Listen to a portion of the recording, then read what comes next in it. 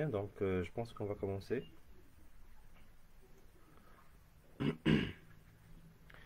J'espère que vous allez très bien. Cette séance vient suite aux séances des études quantitatives et euh, je tiens à mentionner que la séance dernière, vu qu'on n'avait pas accès au live Facebook, à travers Chrome, nous avons organisé la réunion uniquement sur Zoom. Et puisque le nombre de participants était un peu réduit, nous avons juste discuté quelques questions particulières des participants, c'est-à-dire des cas particuliers. Nous sommes revenus sur des concepts déjà traités, etc.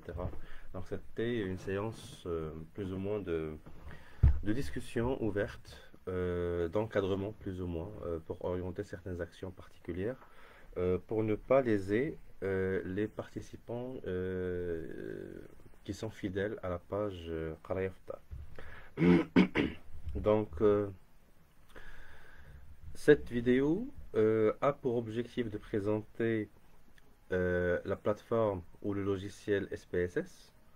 Donc, c'est une étape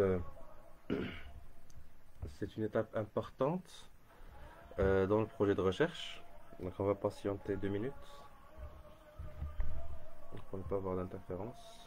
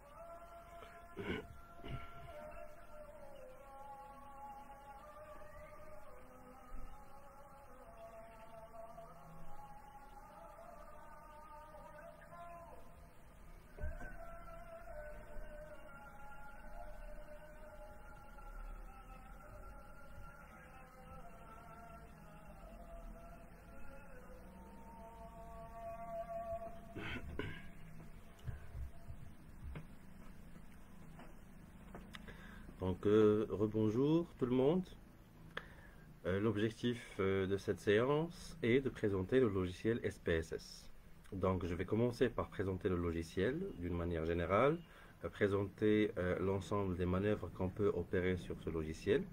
Et par la suite, je vais passer à la manière d'importer les bases de données pour par la suite opérer les analyses usuelles comme tout ce qui est validation d'échelle de mesure et par la suite passer au test des hypothèses de la recherche.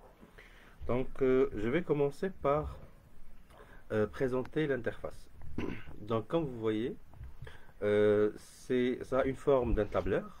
Donc un tableur, c'est comme un tableur Excel. En principe, ça a le fonctionnement d'un tableur Excel avec des macros intégrés, bien entendu, mais c'est une solution qui est très performante. Donc SPSS, au début Statistical Package for Social Sciences, est un produit d'IBM, qui est l'un des géants de l'industrie logicielle. C'est un logiciel qui permet de faire beaucoup de choses.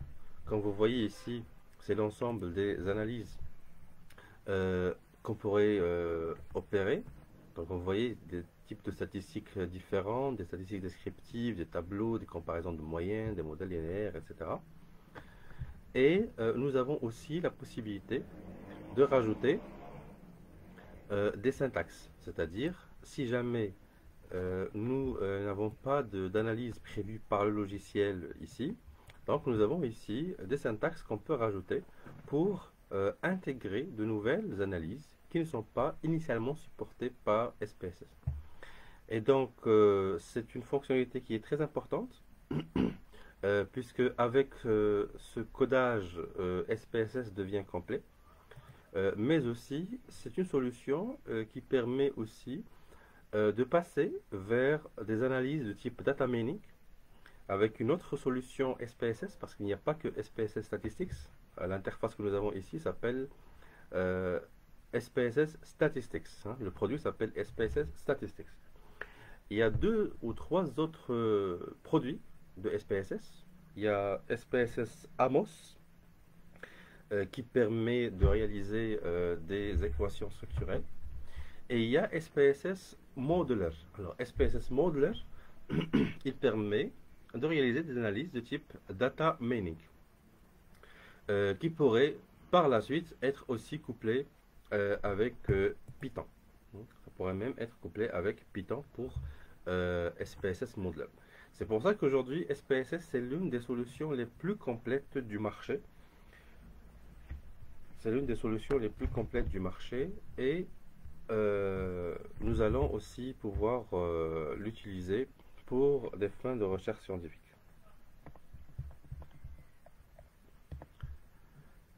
Donc, on commence par le commencement. Pour ouvrir un fichier quelconque, on commence par ouvrir, fichier. Donc, on clique sur fichier, ouvrir, comme vous voyez ici. Là, je pourrais ouvrir tout type de fichier, enregistrer ou non. Ou je clique tout simplement sur ce bouton d'action directe qui est ouvrir un document. Maintenant, l'avantage d'SPSS, c'est lorsque vous l'installez, lorsqu'on installe SPSS, et il n'y a pas beaucoup de personnes qui savent déjà ça, c'est lorsqu'on installe SPSS, nous avons dans le chemin C, donc C, programme, je cherche mon logiciel, soit programme file, ça dépend. Je cherche IBM, parce que c'est un produit d'IBM. Vous voyez, SPSS, Statistics. Là, c'est la version 25 que j'ai. Là, vous aurez votre version. Vous mettez Samples, vous cherchez Samples. Et là, vous avez un ensemble de bases de données que vous avez dans votre ordinateur, à vous. C'est-à-dire, c'est un pack que vous avez avec l'installation du logiciel. Et donc là, vous cherchez la langue que vous voulez, French ou English. Et là, vous avez un ensemble de bases de données qui sont des bases dédiées à des exercices, qui sont en fait les exercices d'apprentissage d'SPSS que vous avez avec le tutoriel. Parce que toujours, lorsque vous avez accès au tutoriel SPSS, soit dans le menu Help ou carrément vous pouvez télécharger le guide d'SPSS, il est gratuit. Là, vous avez un ensemble d'exercices d'application pour maîtriser le logiciel et ce sont des exercices d'application, des exercices de diffusion. Bon, je vais voir, est-ce que je pourrais voir si je peux améliorer la qualité.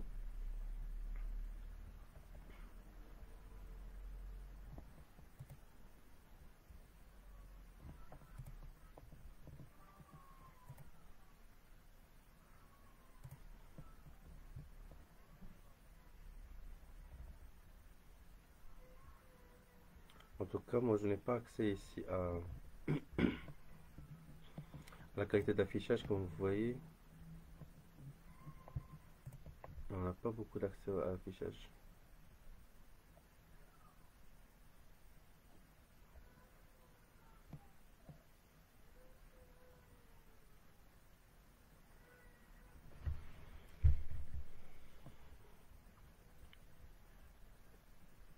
En tout cas, vous aurez accès à l'intégralité de cette vidéo. Je vais la mettre sur YouTube, hein. Je suis en même temps en train euh, d'enregistrer tout ce qui se passe sur mon écran avec une bonne qualité, hein, une qualité meilleure que celle-ci. D'accord? Donc, je vais le mettre sur YouTube, sur la chaîne SOS Méthode. D'accord? Comme ça va régler le problème.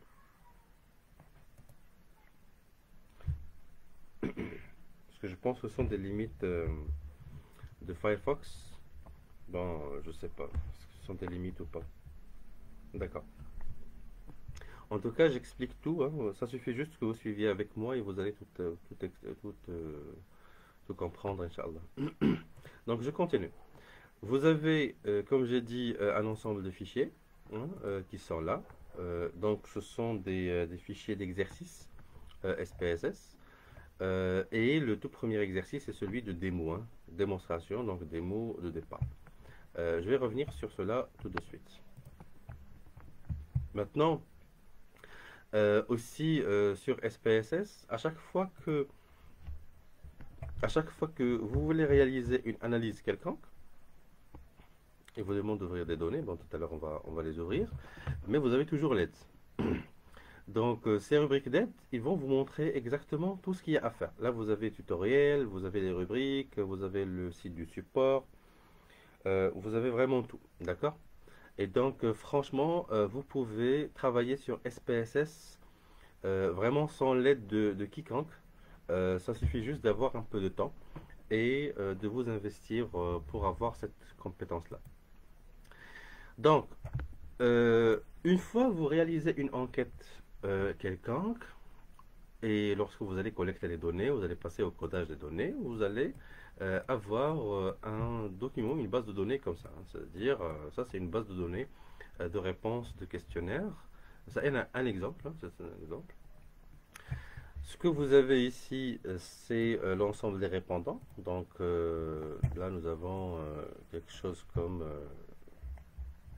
voilà, nous sommes 201 répondants. Donc là, vous avez des répondants.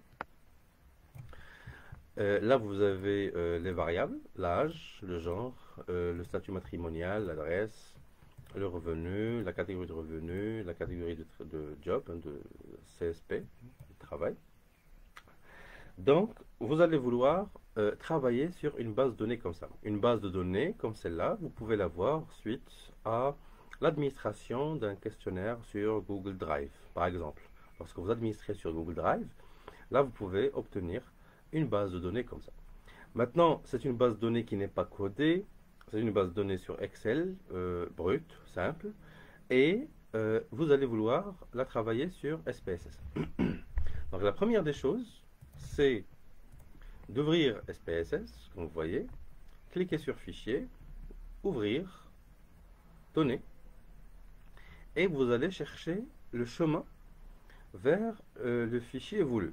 Donc, comme vous voyez, là, il ne me montre que ce démo qui est un démo déjà enregistré sur SPSS. Là, je pourrais demander à changer le type de fichier. Et là, je vais demander Excel. Vous voyez. Donc, si j'ouvre le fichier sur Excel, voilà, je clique sur Ouvrir.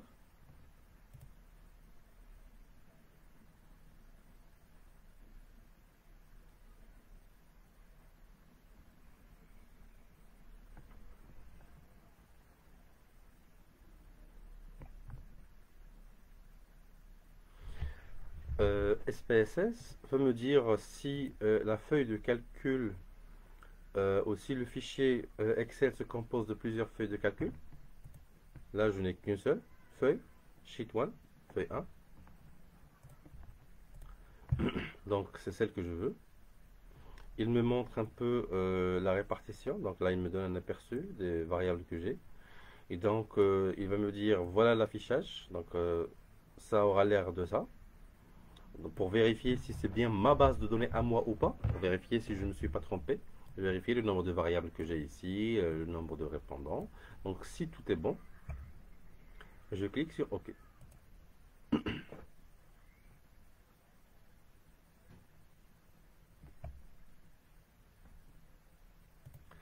Donc, le logiciel a fait une chose, c'est qu'il a pu ouvrir une base de données Excel en faisant une reconnaissance automatique des types de variables lui-même. C'est-à-dire, bon, là je parle des versions euh, récentes de SPSS, 21, 24, 25, etc. Les versions récentes permettent de reconnaître plus ou moins le format et le type des variables, et donc je n'ai pas besoin de toujours spécifier. Vous voyez, donc ça c'est un apprentissage des SPSS, et ça c'est un peu le principe aussi du data mining. Le data mining, c'est lorsque le logiciel reconnaît automatiquement le format et la forme des variables pour permettre plus ou moins d'opérer les analyses convenues. Et donc, je m'assure que les variables sont les bonnes. J'ai l'âge, le genre, statut matrimonial, adresse, income catégorie, job catégorie. Donc, je vérifie si tout est bon. Ok, tout est bon. Donc, puisque le logiciel a vu que j'ai ici beaucoup de modalités, donc forcément, il a attribué des rôles à chaque variable. Donc, maintenant, je vais expliquer l'interface globale d'SPSS. SPSS présente un peu deux interfaces. Nous avons cette première interface que vous voyez, c'est la vue des données. Et là, c'est la vue des variables. La vue des données, donc tout simplement, c'est le tableur. C'est ma base de données. Là, il me présente l'ensemble des variables que j'ai.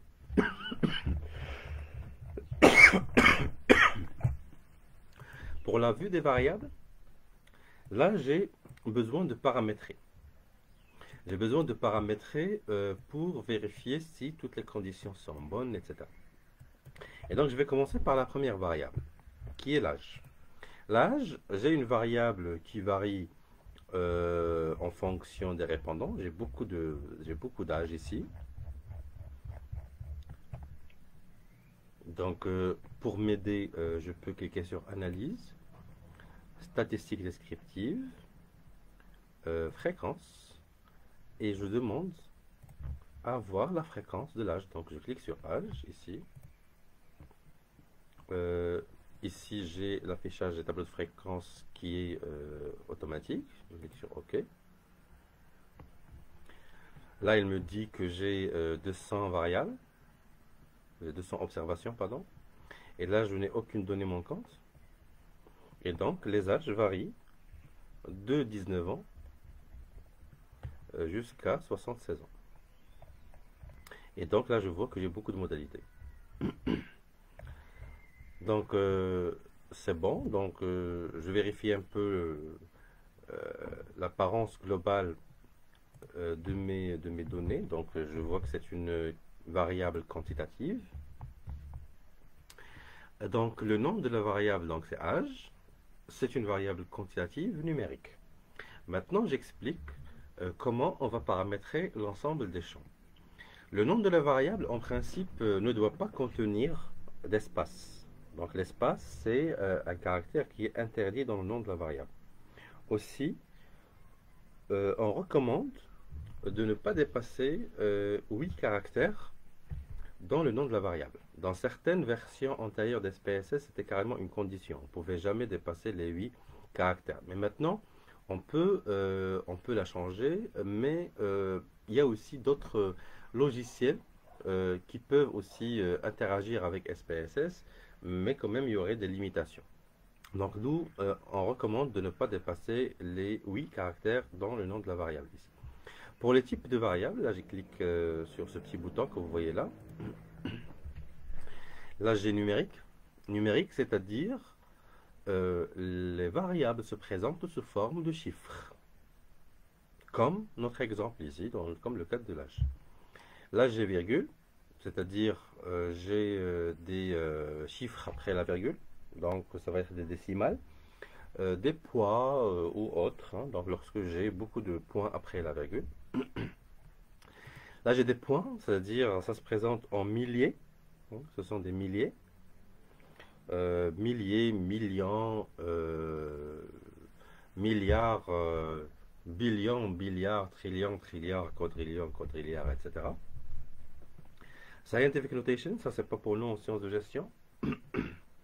Lorsque les données sont sous forme de dates, des dates d'enregistrement, des dates de pointage, des dates d'entrée, des dates de sortie, des dates d'anniversaire, des dates de recrutement, des dates d'achat, donc ça dépend de votre problématique. Là, lorsque les données sont sous forme de dollars, ou lorsqu'elles sont sous forme d'un autre symbole monétaire, chaîne de caractères. Alors, la chaîne de caractères, c'est lorsque nous avons des aspects rédigés phraséologiques, comme l'adresse mail. Dans notre exemple ici, le genre homme-femme, donc c'est male, female, MF, donc c'est chaîne. Hein. Donc, lorsque je verrai, gender, c'est male, female, homme-femme. Lorsqu'il voit des caractères autres que les chiffres, là, il considère que c'est une variable de type chaîne.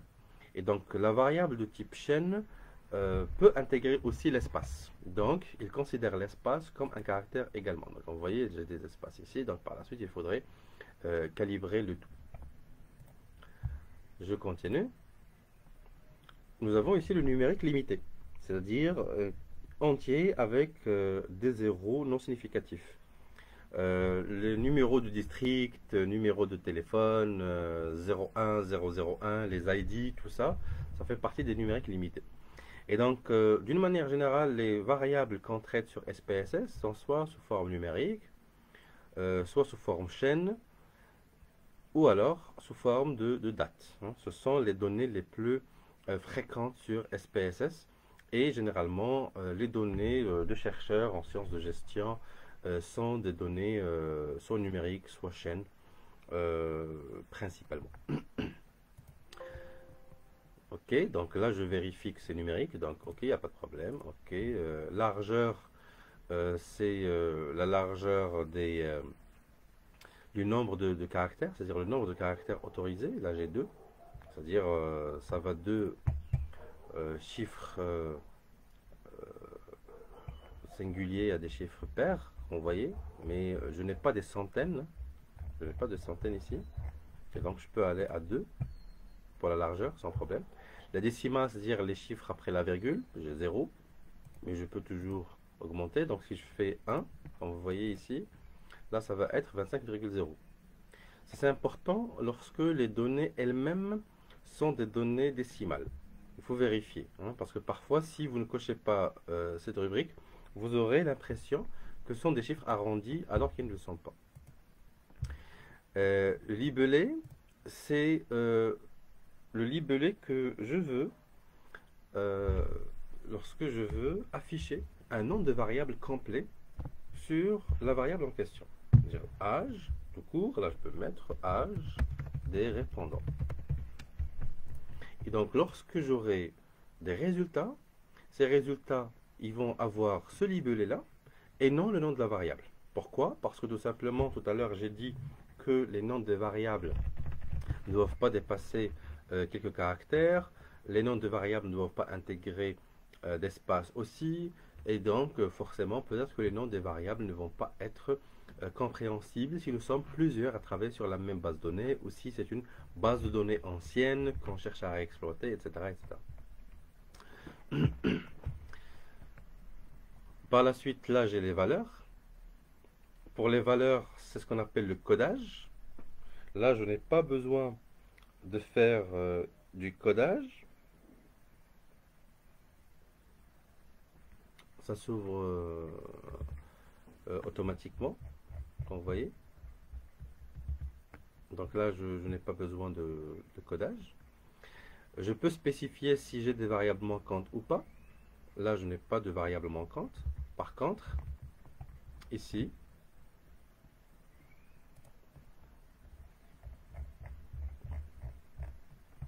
pour le statut matrimonial, j'ai des variables manquantes. Comment je sais que ce sont des variables manquantes? Lorsque je vois des points. Lorsque je vois des points, là, c'est-à-dire que c'est une variable manquante. Par contre, lorsque je ne vois rien, c'est-à-dire que je n'ai pas de réponse pour toute la ligne. C'est-à-dire le répondant numéro 201 ne m'a pas fourni ces données-là. Par contre, ce répondant numéro 3 m'a fourni quelques données, mais ne m'a pas fourni cette donnée-là. Et donc, ça va être une variable manquante. Par la suite, on verra comment on va traiter. Les colonnes, c'est tout simplement la largeur de la colonne, hein, est-ce qu'elle est large ou étroite. L'alignement, ça c'est juste un aspect de forme, à gauche ou à droite. La mesure. Maintenant, les mesures que nous avons. Nous avons trois grosses mesures pour SPSS. Comme vous voyez, j'ai la mesure échelle, j'ai la mesure ordinale et j'ai la mesure nominale. La mesure échelle, comme vous voyez, elle a ce petit symbole qui est le symbole de la règle. La règle veut dire que j'ai beaucoup d'unités et entre les grandes unités, j'ai des petites unités et je peux aller vers une quantité infinie d'unités. C'est ça. C'est ce que signifie la règle. C'est-à-dire, j'ai 1 cm, 2 cm, 3 cm et je pourrais avoir 1,1, 1,2, 1,3, 1,4, etc. Je peux avoir 1,11, 1,12, 1,13, etc., etc. Et donc, lorsque j'ai une possibilité d'avoir beaucoup de variables, beaucoup de données, en nombre très important, voire même innombrable, j'ai l'échelle. C'est ce qu'on appelle une variable quantitative continue. Une variable quantitative continue, c'est une variable qui peut intégrer énormément de modalités en fonction de la taille de l'échantillon. C'est-à-dire, si j'ai un échantillon de 100 personnes, ou de 200 personnes, comme on a vu tout à l'heure ici,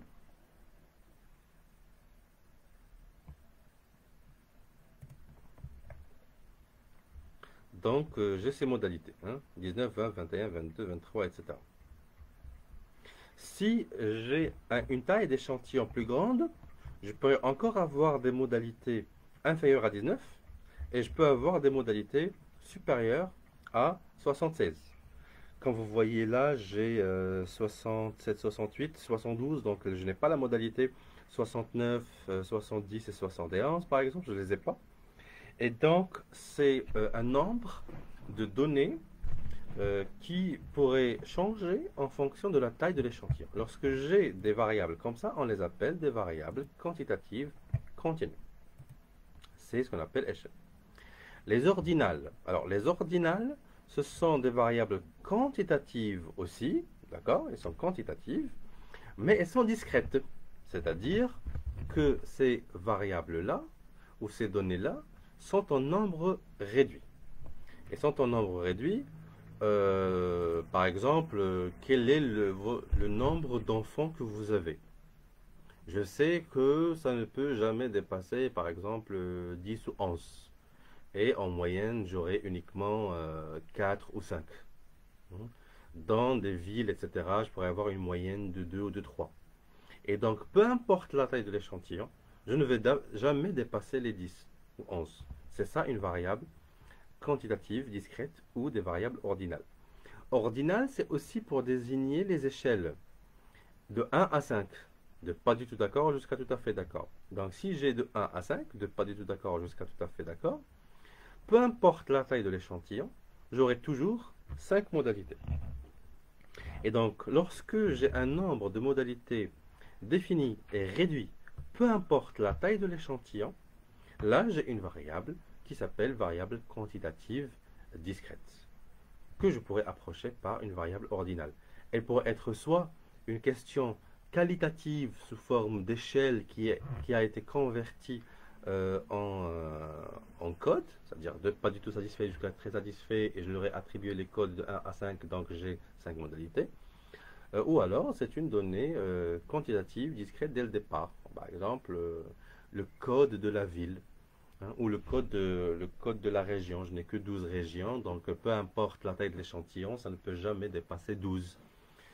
Si jamais j'ai donné des codes pour les régions, etc. C'est très important la distinction entre ces deux choses. Pourquoi? Parce que les statistiques qu'on va utiliser vont dépendre étroitement de la mesure de la variable. Si la variable est continue ou si elle est discrète. Vous voyez, lorsque j'ai des variables continues, là, ça va être des statistiques paramétriques sans aucun problème. Lorsque j'ai des données discrètes, peut-être que je pourrais passer vers des statistiques non paramétriques. C'est-à-dire, est-ce que la moyenne et l'écart type veulent dire déjà quelque chose ou pas pour ces variables-là. Et enfin, j'ai les variables nominales. Alors, les variables nominales, c'est lorsque, toujours elles peuvent être quantitatives, hein, numériques. Nominales, c'est lorsque je n'ai pas d'ordre entre les modalités. Je n'ai pas d'ordre entre les modalités lorsque j'ai par exemple homme et femme. Pour homme, je donne le code 1 et pour femme, je donne le code 2. Que je donne à l'homme le code 1 ou le code 2, ça ne va rien changer dans l'histoire. Vous voyez? Même dans les villes du royaume, par exemple, s'il n'y a pas de code spécifique, il n'y a pas d'ordre entre les villes, et donc si je donne à Casablanca le code 1, le code 2 ou le code 4, ça ne va absolument rien changer. Donc, lorsque le code ne veut absolument rien dire, là nous sommes dans des mesures qu'on appelle nominales, comme vous voyez. Et ça, c'est très important. Lorsque l'ordre ne veut rien dire, là, je ne peux pas dire qu'il y a une intensité entre les modalités, qu'il y a un ordre entre les modalités, et donc les statistiques que je vais pouvoir faire vont être uniquement des statistiques non paramétriques ou alors des statistiques de segmentation. C'est-à-dire, je ne pourrais faire que des regroupements des gens en fonction de leur code et non des analyses d'intensité ou des analyses d'impact. Là, je ne peux pas mesurer des impacts lorsque la variable est nominale et je ne pourrais pas vraiment le calibrer. D'accord? Le rôle ici, c'est pas très important. Par contre, il est lorsqu'on est sur SPSS Modeler. C'est juste le rôle de la variable dans le modèle. Est-ce que c'est une variable explicative ou est-ce que c'est une variable à expliquer? Comme vous voyez, est-ce que c'est une variable d'entrée, c'est une variable explicative? Est-ce que c'est une variable cible, c'est une variable à expliquer? Ce sont les deux, c'est-à-dire c'est un modèle continu. Il y a des variables intermédiaires. Aucun. J'ai envie de travailler sur des segmentations ou autres, et donc je n'ai pas d'ordre entre les variables. Partition ou scindé, c'est-à-dire c'est une partition d'autres variables ou c'est une scission d'autres variables.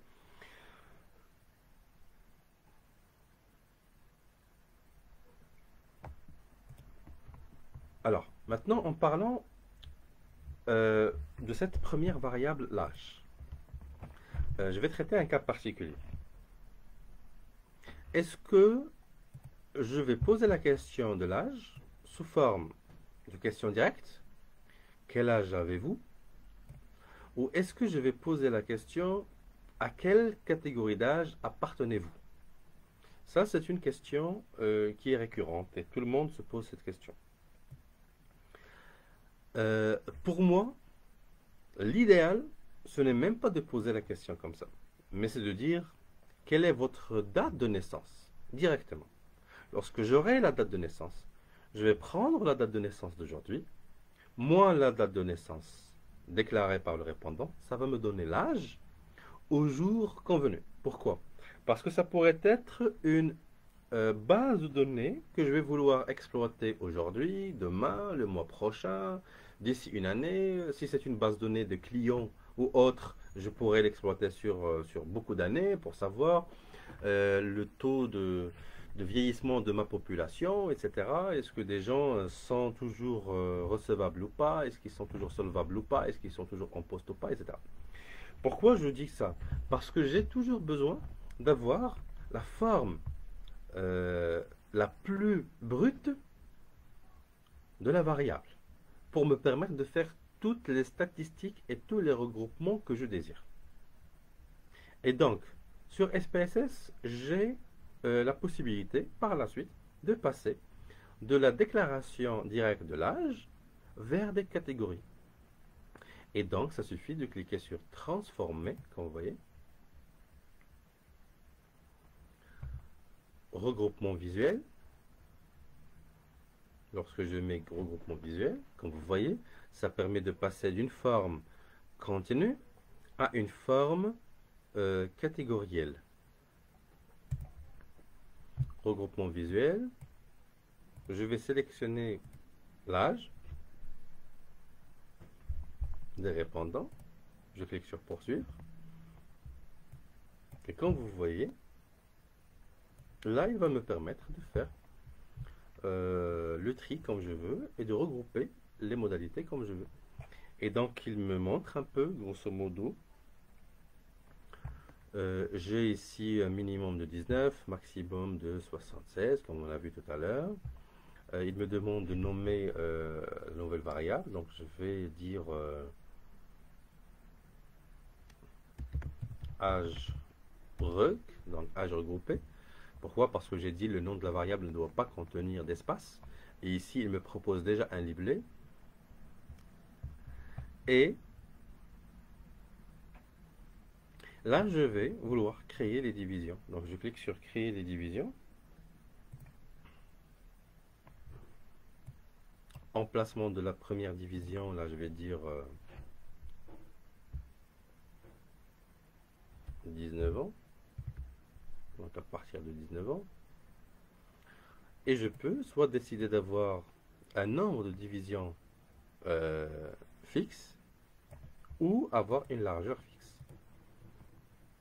Et donc, là, je vais essayer de voir comment se répartit un peu mon échantillon.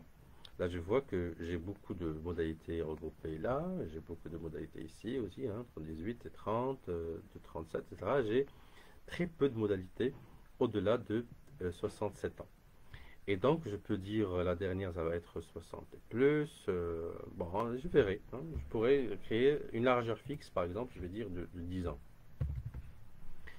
Lorsque je vais cliquer sur ce cadran, il va me dire que SPSS va me proposer 6 divisions.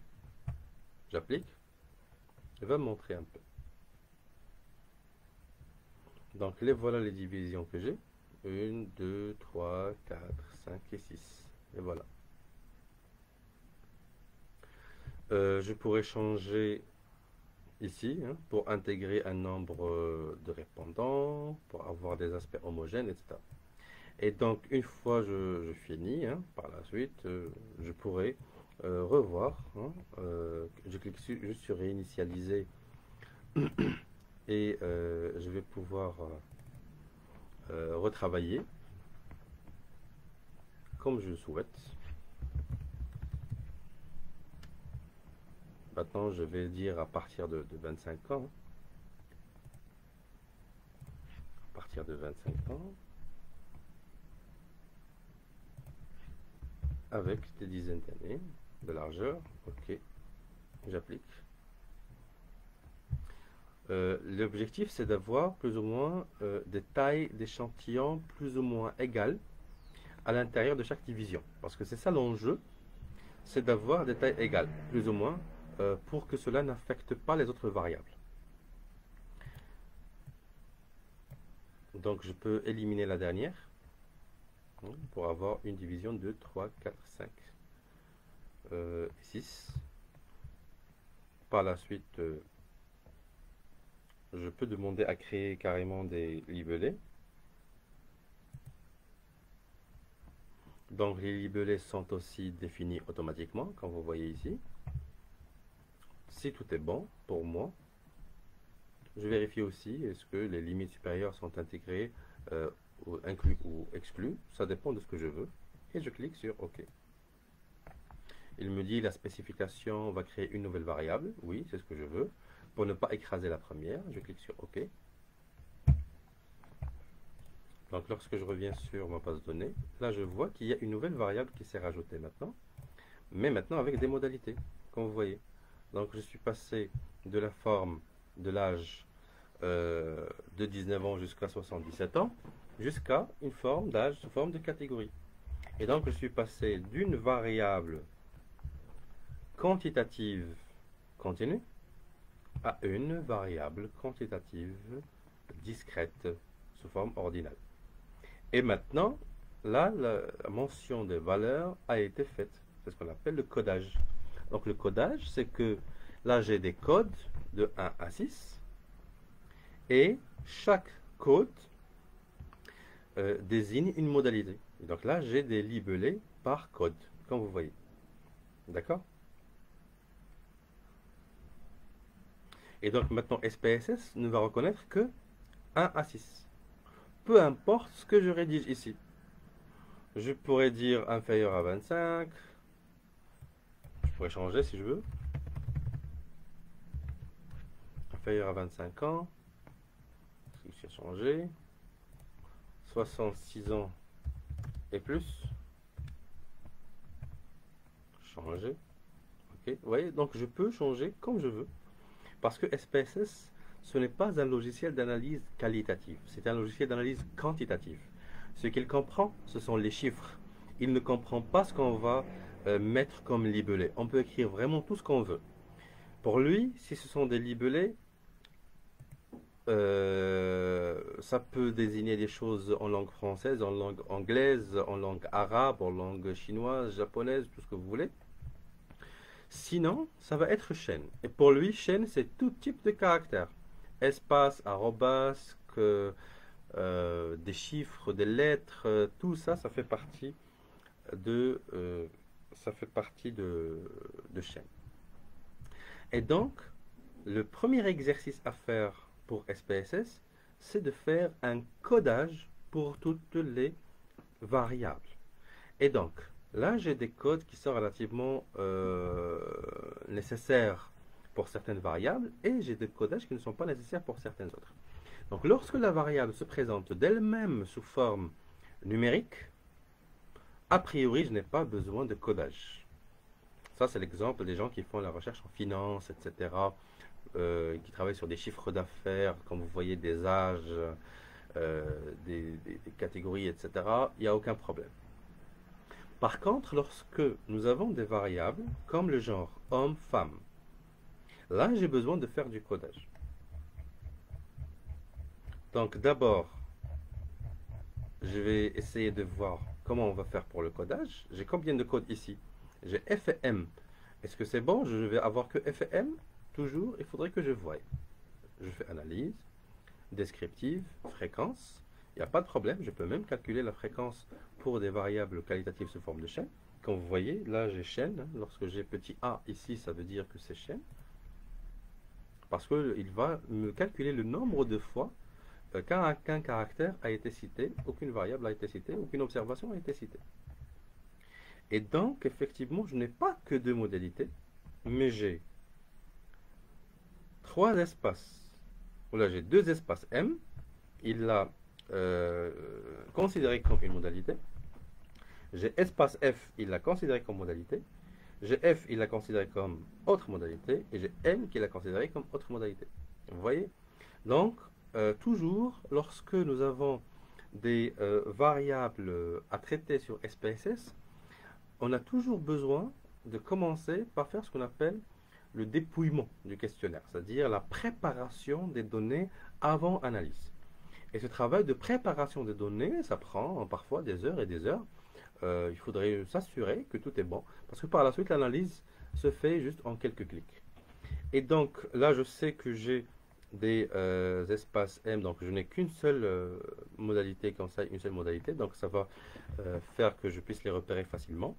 Si j'ai plusieurs modalités, je vais faire CTRL F, je vais chercher et remplacer les modalités ou trier par ordre pour que je puisse les traiter. Donc là, je pourrais les vérifier directement parce que c'est observable pour moi sans problème. Donc je pourrais la changer ici. Donc c'est deux espaces, effectivement, et là c'est trois espaces. Très bien. Maintenant, je vais refaire l'analyse. Donc je clique sur d'accord, enregistrer. Donc j'enregistre. J'enregistre juste dans le desktop. Je vais l'appeler test.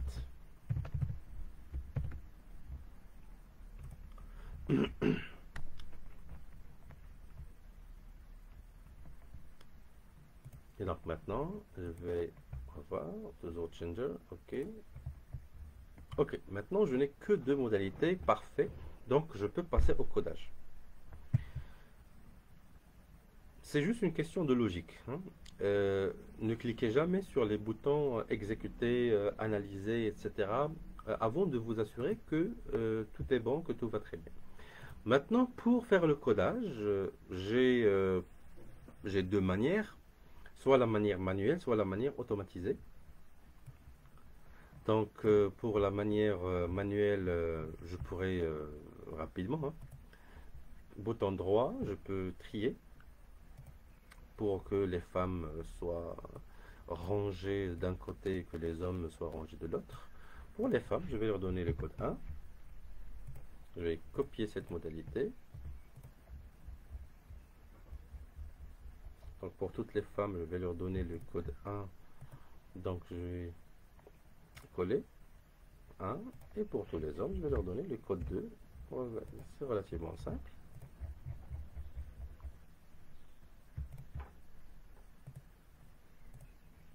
Là, c'est la méthode manuelle. C'est une méthode qui n'est pas utilisable. Moi, je l'utilise maintenant juste pour vous montrer et pour vous expliquer le sens des choses. Donc, la première des choses, lorsque j'ai voulu faire du codage, je n'ai pas écrasé la première variable, mais j'ai créé une autre. Ça, c'est très important. Pourquoi? Parce qu'il y a des risques que je me trompe, il y a des risques que les codes attribués ne soient pas les bons, il y a des possibilités que je veuille changer de codage et autres. Et donc, je ne vais jamais écraser des variables d'origine. Ou alors, je devrais toujours conserver une base de données brute à chaque avancement validé de ma recherche. Ça, c'est un conseil que je vous donne. Parce que la même base de données pourrait servir, comme j'ai dit, pour plusieurs analyses et ça pourrait même travailler ou faire travailler un groupe de personnes. Et donc maintenant, j'ai cette nouvelle variable. Toujours lorsque je rajoute une variable inconnue, SPSS va lui attribuer un nom aléatoire, variable 0001. Donc je vais la rappeler, je vais dire ça c'est le genre codifié. J'appelle genre codifié 1. Bon. Genre codifié 1, voilà, ok. Donc là vous voyez, ça a changé. Genre codifié 1. Je n'ai pas besoin d'avoir les décimales. Ok. Donc 1 c'est femme et 2 c'est homme. J'irai voir les valeurs. La valeur 1, ça va être femme. J'ajoute. La valeur 2, ça va être homme. J'ajoute. Je clique sur OK. Maintenant, j'ai une variable. Je vais l'appeler genre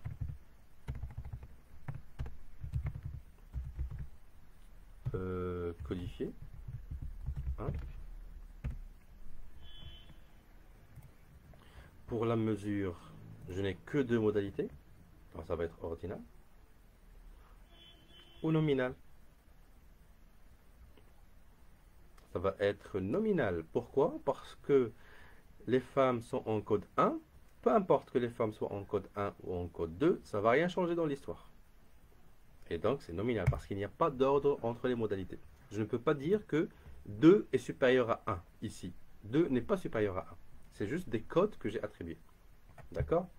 Par contre, ici, dans les âges, tout à l'heure, j'ai les modalités inférieures à 25, 26, 35, etc. 3 est supérieur à 2. Et 2 est supérieur à 1. Et donc là, l'ordre est important. Et donc ça va être une variable ordinale. Ici, l'ordre n'est pas important et donc c'est une variable nominale. Et toujours, une variable nominale, c'est une variable qu'on va utiliser ultérieurement et pour laquelle on ne pourrait pas faire des statistiques d'impact. Ça va être juste des statistiques de relation, de corrélation, ou des statistiques non paramétriques, ou des statistiques de regroupement. C'est très important ce que je dis parce que tout ce qui va venir va dépendre de tout cela. Donc ça c'est la méthode plus ou moins la méthode manuelle. Ça a donné un résultat, mais je ne peux pas m'amuser à coder ou codifier manuellement toutes les variables. Pourquoi? Parce que je pourrais me retrouver avec des bases de données où il y a des centaines, des milliers, des dizaines de milliers d'observations, énormément de variables, etc. Et donc, je ne vais pas m'amuser à faire ça. Et donc, j'ai la méthode automatisée. Donc, c'est transformé. Je pourrais recoder les variables ou recoder automatiquement. Recoder lorsque j'ai envie de sélectionner quel code je vais attribuer à chaque modalité. Lorsque je sais que exactement les hommes c'est code 1 et femmes c'est le code 2 ou inversement, parce que je sais exactement quel type de code je vais attribuer.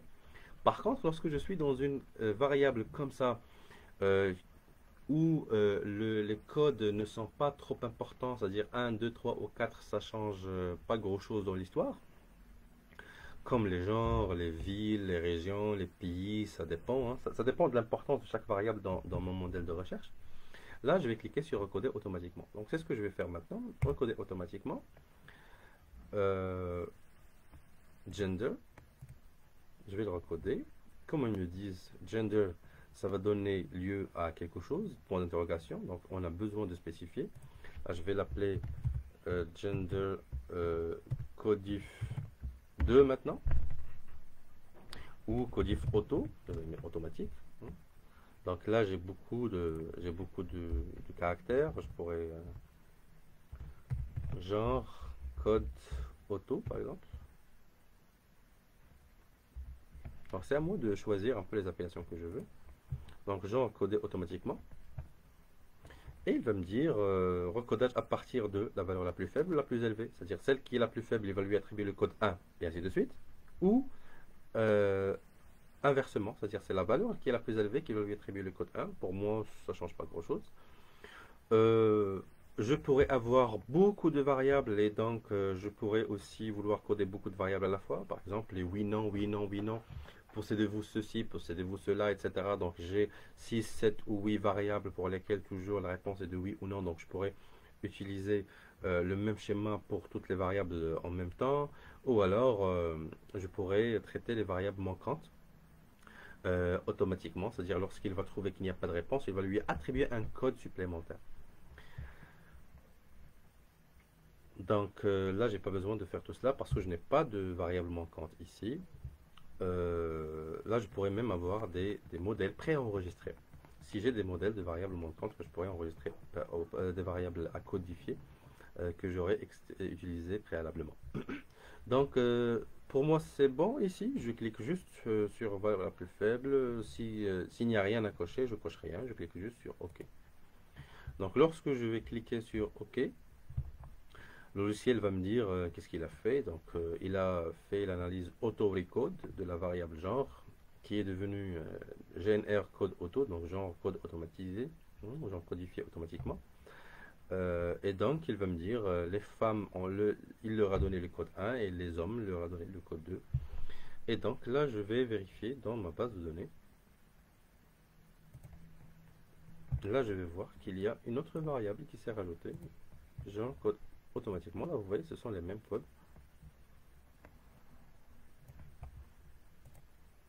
Et aussi, il a donné le code, mais vous voyez, c'est F et M et non femme et homme. Pourquoi? Parce qu'il a changé le nom de la variable par le code. Il a changé la valeur de la variable par le nom de la code, pardon.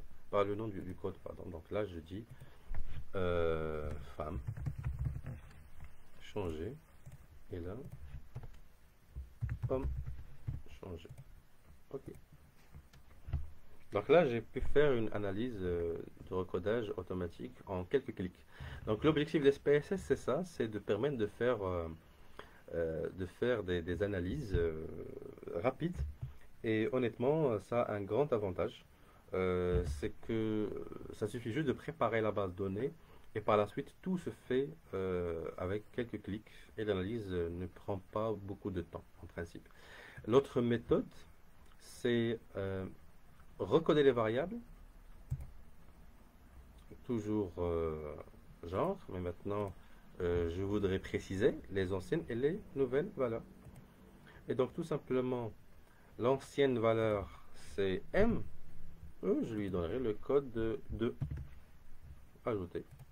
L'ancienne valeur c'est F, je lui donnerai le code 1, ajouter. C'est tout. Mais ici, il me donne beaucoup de possibilités. Je pourrais avoir des plages de variables, je pourrais renommer les systèmes manquants, les valeurs manquantes. Les plages, c'est-à-dire les âges, si j'ai vraiment envie, j'ai beaucoup de catégories d'âge et j'ai vraiment d'avoir les gens entre 18 et 25 ans, je leur donnerai le code 1, les gens entre 25 et 30, je leur donnerai le code 2, etc. C'est là où je pourrais travailler, les plages. Les plages du minimum jusqu'à la valeur 25, c'est-à-dire moins de 25 ans, je leur donnerai un code, etc. Où je pourrais codifier une variable et laisser toutes les autres variables avec une modalité. Par exemple, moi je m'intéresse euh, uniquement par exemple aux gens qui sont entre 18 et 25 ans. Donc entre 18 et 25, donc je vais dire plage entre 18 et 25, je leur donnerai un code. Et toutes les autres modalités, je leur donnerai un code. Là, je vais opérer ça tout de suite pour que vous puissiez voir. Mais dans mon cas ici, je n'ai besoin que de cela. Hein, je n'ai besoin que de l'ancienne valeur et de la nouvelle parce que dans cette variable, je n'ai que deux modalités M et F. Poursuivre. OK.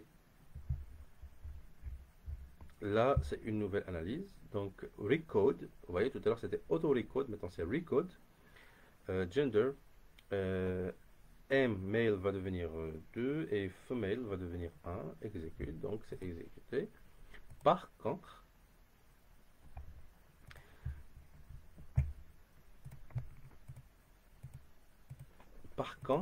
ça a écrasé la première variable. Parce que j'ai changé la variable à sa place. Vous voyez? Ça l'a écrasé. C'est-à-dire maintenant, je n'ai que la nouvelle variable. Tout à l'heure, c'était M et F. Donc, lorsque je clique sur recoder, donc je recode la variable à sa place. Parce que j'ai précisément spécifié ce que je veux. Donc, si jamais j'ai envie de faire cela, toujours, je copie la variable, je la colle pour avoir un exemplaire, toujours en cas de problème. Et il faudrait que je complète moi-même. Il faudrait que je complète moi-même le codage ici. Donc, cette variable, je n'ai que 1 et 2. Maintenant, il faudrait changer d'abord numérique pour que je puisse avoir le tout. Donc, gender, maintenant c'est numérique. Et là, j'aurai 1 pour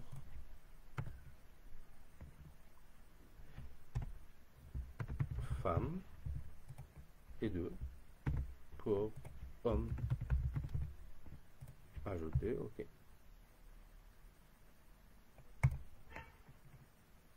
Et donc toujours, je peux ici vérifier. Comme vous voyez ici, l'affichage des codes ou l'affichage des étiquettes pour vérifier si mes données sont bien codées ou pas. Maintenant, ma base de données commence à s'apprêter à une belle analyse parce que mes données maintenant sont devenues importantes, sont devenues toutes codifiées sans aucun problème et tout est bon. Maintenant, l'exemple que j'ai dit tout à l'heure, celui de vouloir recatégoriser l'âge en fonction des catégories que je veux moi-même. Donc, au lieu de regrouper visuellement, je pourrais cliquer sur transformer. Mais d'abord, j'ai besoin de copier cette variable. Donc, je vais la coller. Donc là, je vais l'appeler.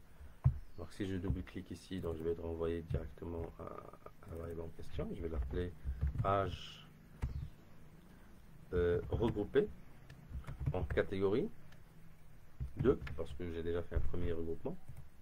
Donc, âge de répondant en catégorie. Et donc là, je prendrai cette variable-là, transformer, recoder les variables. Je vérifie vraiment que j'ai. Donc, je pourrais toujours, si je n'arrive pas à retrouver facilement une variable, je peux sélectionner soit le nom de la variable, soit le libeller uniquement. Hein. Je pourrais aussi trier, comme vous voyez. Donc, c'est celle que je veux. Je l'ai appelée âge regroupé par catégorie 2. J'enlève la première pour ne pas avoir de problème. OK. OK. Donc, elle est sélectionnée, ancienne et nouvelle.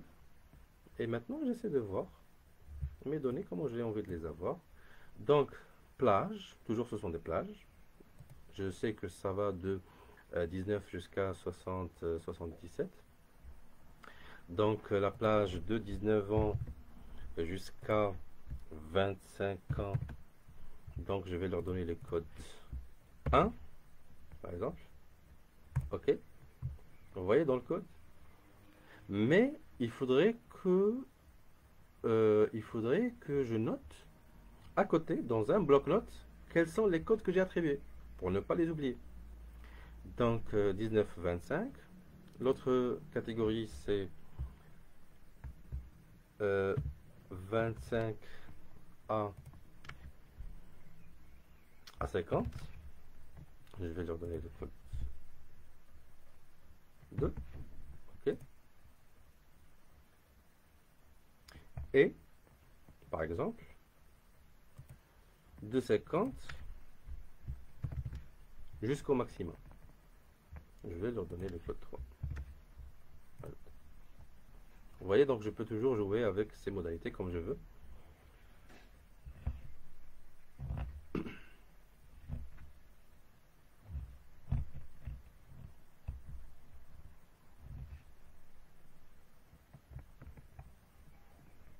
Donc 19, 25, 25, 50, 50 et plus.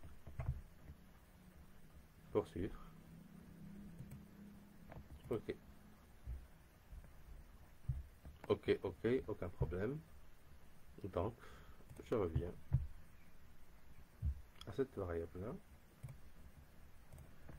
Comme vous voyez maintenant, je n'ai que quelques codes. 1, 2 et 3. Vous voyez, ce sont les seuls codes que j'ai. Ce que j'aurai là. Valeur 1, je pourrais dire inférieure au de 19 à 25 ans. Ajouter. Code 2. Allez, je vais dire 25 comme ça. Hein. 25 ans à 50 ans. Et je vais mettre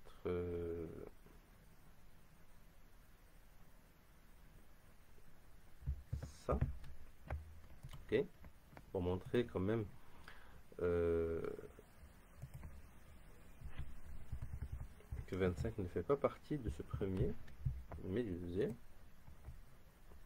Et la valeur 3, c'est pour 50 ans et plus.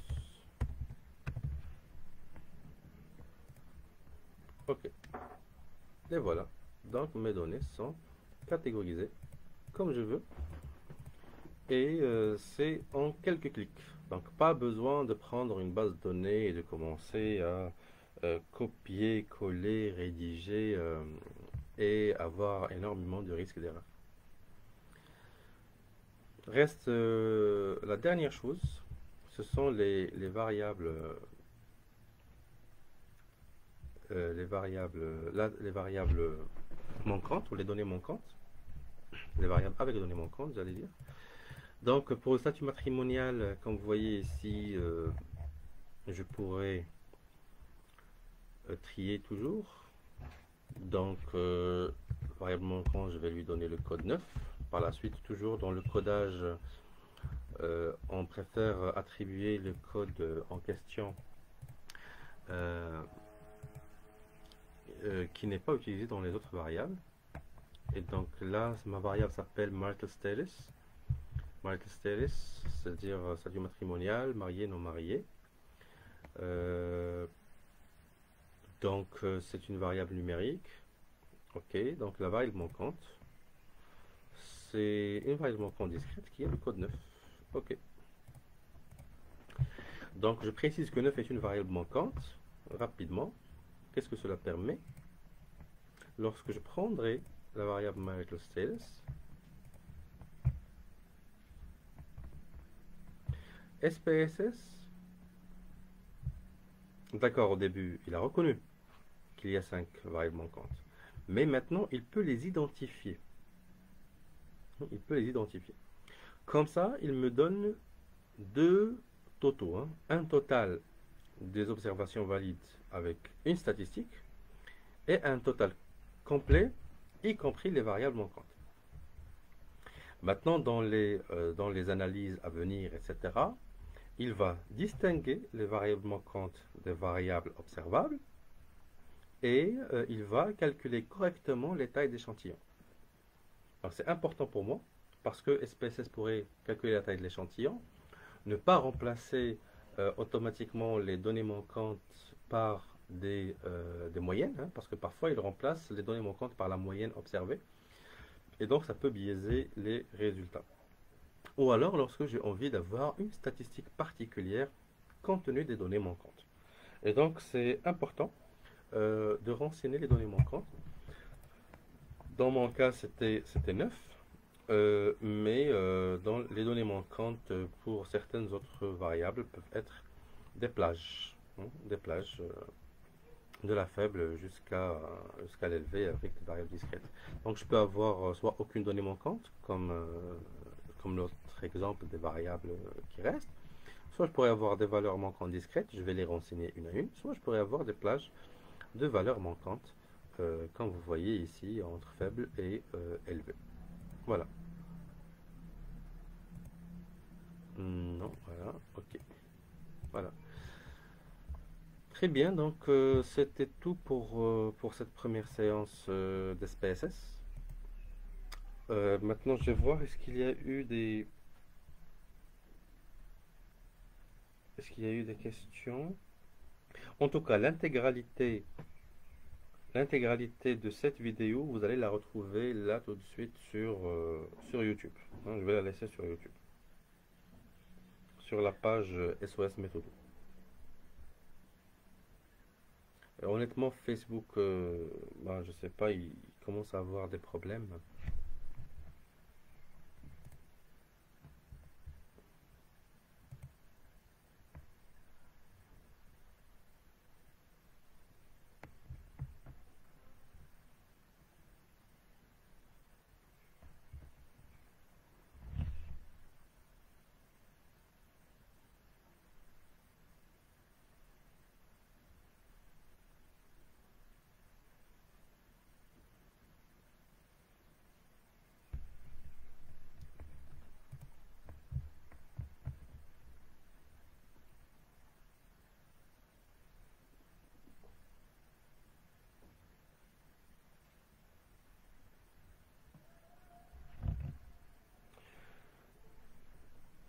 Donc, je vais essayer de répondre aux questions.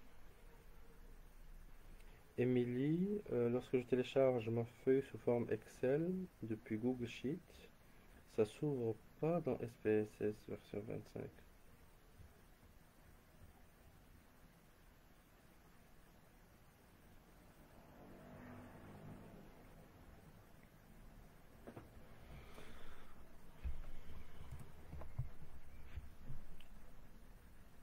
Euh,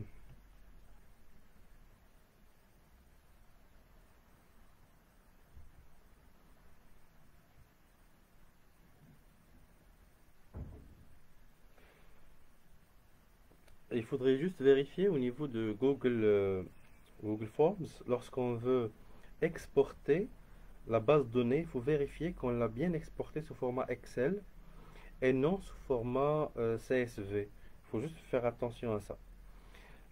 Sinon, il faudrait réenregistrer le fichier sous format XLS. C'est juste une question de manipulation d'Excel, hein. C'est juste une question de manipulation d'Excel. Ou alors, il faudrait vérifier l'installation d'SPSS, est-ce qu'elle était complète ou pas. Donc, essayez d'ouvrir d'autres types de fichiers, d'autres exemples de bases de données. Là, je parle à Émilie. Essayez d'ouvrir d'autres types de bases de données. Comme vous voyez, cherchez dans votre répertoire C le fichier démo.excel et essayez de l'ouvrir. Si ça s'ouvre, c'est-à-dire que sur SPSS, il n'y a pas de problème. Revoyez juste la base de données de sortie de Google. Si ça ne s'ouvre pas, c'est-à-dire que c'est un problème d'SPSS, désinstallez-le et réinstallez-le. Sinon, il faudrait voir la compatibilité entre les versions, parce qu'il y a la version 64, la version 32, etc. Donc, il faut vérifier cela. Est-ce qu'il y a d'autres questions?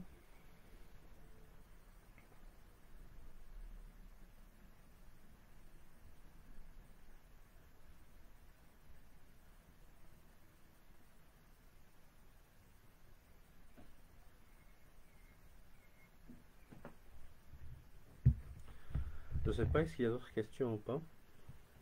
Pour la question des salaires de Simon Tasser, je pense que j'ai répondu à la question implicitement. Lorsque les gens pose la question,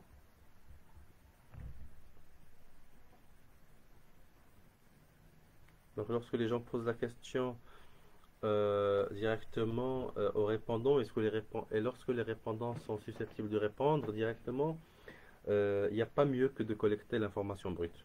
Maintenant, lorsque la question est sensible ou autre, là, parfois, il y a une nécessité de configurer les choses selon des catégories. Voilà.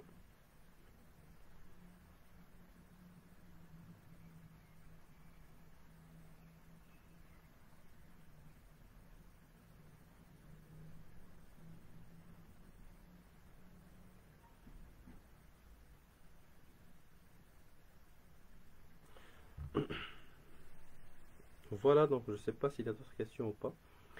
En tout cas, s'il y a des questions sur SPSS, laissez-les sur le groupe SOS Méthodo. Et je vais commencer par traiter vos questions. Euh, je vais commencer par traiter vos questions euh, la séance prochaine, dans le live prochain. Je vais commencer par traiter vos questions avant de continuer sur SPSS. Donc d'ici là, essayez de vous exercer. Je pense qu'il y a pas mal de versions SPSS qui circulent. Vous pouvez les partager entre vous. Il y a aussi la version d'essai d'SPSS que vous pouvez avoir. Il y a beaucoup de versions craquées aussi. Bon, il y a des usages parfois qui sont pas bons, mais après, il faut juste voir quelle est la méthode que vous voulez. Donc la séance prochaine, je vais commencer par répondre à l'ensemble des questions. Si jamais vous commencez à faire des manœuvres chez vous, et essayez de vous exercer, essayez d'ouvrir vos bases de données, parce que la séance prochaine, on va passer directement aux analyses qu'on fait pour vérifier la qualité des échelles de mesure, etc., avant de passer vers les analyses de régression et autres. Très bien. Donc, je vous remercie de votre attention et on se dit à la séance prochaine, Inch'Allah, même heure, même endroit.